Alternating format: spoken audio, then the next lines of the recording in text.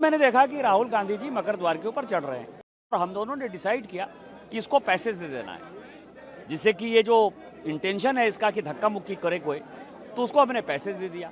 सबको जो है उन्होंने मतलब आप समझिए कि गुंडागर्दी की जो पराकाष्ठा थी 2001 में, इसी दिसंबर के महीने में 13 दिसंबर को पाकिस्तान ने हमारे संसद पर हमला किया था। 19 दिसंबर को गांधी परिवार ने 2024 में उन चीज़ों को दोहराया। अब तो वो अर्बन नक्सल की तरह यहाँ घुस गया है। देश को अलग भागों में कैसे विभक्त करना है, कैसे अलग कश्मीर बनाना है, कैसे अलग खालिस्तान बनाना है, कैसे अलग नॉर्थ ईस्ट बनाना है।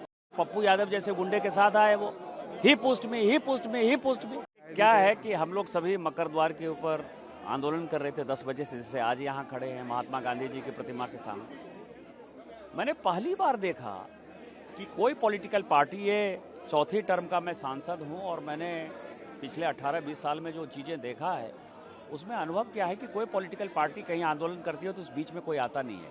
रोज़ कांग्रेस वाले मकर द्वार पर आंदोलन करते थे, हमारे बीजेपी के कभी कोई सांसद नहीं गए।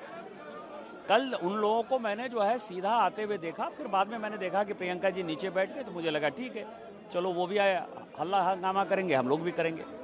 उसके बाद मैंने देखा कि राहुल गांधी जी मकर द्वार के ऊपर चढ़ रहे हैं, तो मेरा और नीरज शेखर यही है बगल में, हम दोनों का नज़र पड़ा और हम दोनों ने डिसाइड किया कि इसको पैसेज दे देना है, जिससे कि ये जो इंटेंशन है इसका कि धक्का मुक्की करे कोई, तो उसको हमने पैसेज दे दिया। पैसेज दे दिया तो वो चढ़ गए ऊपर।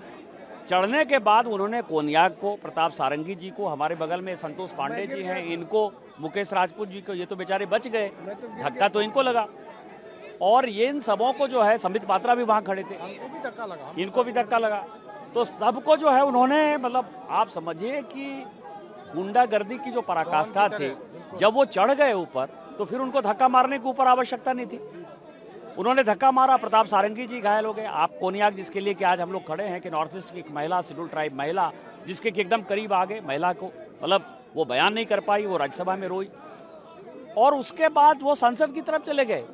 और फिर संसद की तरफ से आकर प्रताप सारंगी जी, जिनको हम लोग व्हील चेयर पर बैठाए हुए थे, डॉक्टर देख रहा है उनको, वहां आकर कह रहे कि ही पुस्ट में ही पुस्ट में ही पुस्ट में। आप समझिए कि एरोगेंसी की एक पराकाष्ठा। और पहली बार मुझे किसी पॉलिटिकल पार्टी में एक जो घटिया पन्नी, गुंडागर्दी या गांधी परिवार का जो ये है कि हम राजा हैं, हमारे सामने कोई नहीं है, उसका काला चेहरा कल हमने देखा। और जिस तरह हमारे सांसदों के साथ उसने धक्का मुक्की की, दुर्व्यवहार किया, और उसके बाद उसमें जो कोई रिमोर्स नहीं था, ये मेरे संसदीय जीवन की ये पहली घटना थी। और मैं इसको मानता हूं कि 2001 में इसी दिसंबर के महीने में 13 दिसंबर को पाकिस्तान ने हमारे संसद पर हमला किया था। 19 दिसंबर को गांधी परिवार ने 2024 में उन चीज़ों को दोहराया और अब तो वो अर्बन नक्सल की तरह यहाँ घुस गया है। कल देवेंद्र फडणवीस जी ने जो कल बयान दिया है महाराष्ट्र के असेंबली में, वो बहुत ही डिजास्टरस है कि अर्बन नक्सलवाद के साथ, विदेशी लोगों के साथ काठमांडू में किस तरह से मीटिंग हुई। और जितने ये मुद्दे हैं, चाहे वो मुद्दे कास्ट सेंसस का उठा रहे हों, अंबेडकर जी का उठा रहे हों, ईवीएम का उठा रहे हों, पेगासस का मुद्दा उठा रहे हों, अडानी का मुद्दा उठा रहे हैं, ये सारे मुद्दे कैसे उठाकर देश को अलग भागों में कैसे विभक्त करना है, कैसे अलग कश्मीर बनाना है, कैसे अलग खालिस्तान बनाना है, कैसे अलग नॉर्थ ईस्ट बनाना है, ये जो विदेशी ताकतों के साथ सोरोस का मुद्दा मैंने उठाया था, ये राहुल गांधी और कांग्रेस पार्टी है, ये बहुत ही दुर्भाग्यपूर्ण है और देश को समझने वाली है। और मैं तो माननीय प्रधानमंत्री जी से आग्रह करूंगा कि हम लोगों की बात माने और इस पर एक बड़ी कमेटी जो है, एक जांच कमेटी बैठानी चाहिए और ये जितने देश तोड़ने वाले लोग हैं उन सबों को सलाखों के पीछे डालना चाहिए। सर, आपने कोई नोटिस वगैरह भी दिया है या इस पूरी घटना को लेके, जिस तरह से पूरी घटना? मैंने प्रिविलेज मोशन दिया है, क्योंकि कोई भी सांसद यदि बोलता है पार्लियामेंट के अंदर तो वो अपनी बातें कहता है और उस बातों को तथ्यात्मक तौर पर ही आपको पूरा वीडियो डालना है।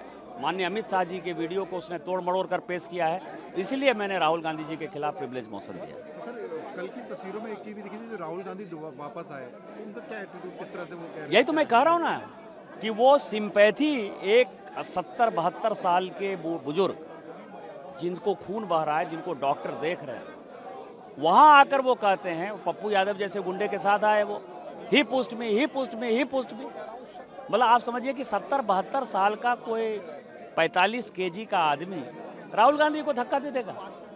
और राहुल गांधी जी सिंपैथी के एक शब्द, मान लीजिए धक्का दे ही दिया आपको, तो सिंपैथी के एक शब्द तो बोलते हैं। ये एरोगेंसी है। ये दिखाता है कि गांधी परिवार अपने आप को आज भी ये मानता है कि वो राजा है, राज करने के लिए आया है और वो जीवन में कुछ भी कर सकता है।